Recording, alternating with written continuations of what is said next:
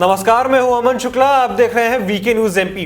कहते हैं कि हर बीमारी का इलाज है, लेकिन शक का कोई इलाज नहीं है। और ये शक आदमी को खत्म कर सकता है, उसके परिवार को तबाह कर सकता है। यकीन ना हो तो ये पूरी खबर देख लीजिए, आपको खुद साफ हो जाएगा। खबर मध्य प्रदेश के ग्वालियर के डबरा की है, जहां डबरा देहात थाने के अमरापुरा निवासी 25 साल के लल्लो देवी की शादी राम अख्तियार पाल से हुई थी। उसके 2 बच्चे भी हैं। 8 दिन पहले किसी बात पर पति से बहस होने के बाद लल्लो अपने मायके में आ गई थी। तभी से वो मायके में रहने लगी। इसके 2 दिन बाद उसका पति भी उसके मायके आ गया और अपने ससुराल ही रहने लगा। फिर एक रात खाना खाने के बाद दोनों के बीच बहस हुई, जिसके बाद दोनों शांत होकर सो गए। रात करीब 12 बजे राम अख्तियार पत्नी के पास पहुंचा। उसने देखा कि उसके दोनों बच्चे जाग रहे थे।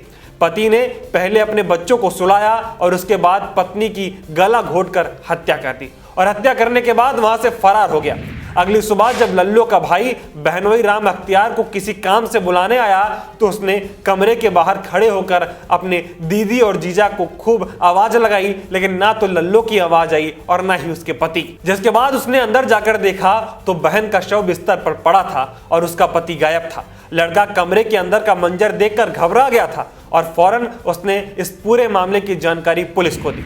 पुलिस ने मौके पर पहुंचकर शव को पोस्टमार्टम के लिए भेजा और आरोपी पर हत्या का मामला दर्ज कर लिया है। मामला दर्ज करने के बाद पुलिस ने हत्या के आरोपी राम अख्तियार को डबरा बस स्टैंड से गिरफ्तार भी कर लिया है। उसे थाने लाकर पूछताछ की गई तो उसने अपना जुर्म भी कबूल कर लिया। उसका कहना है कि उसकी पत्नी के किसी के साथ अवैध संबंध थे।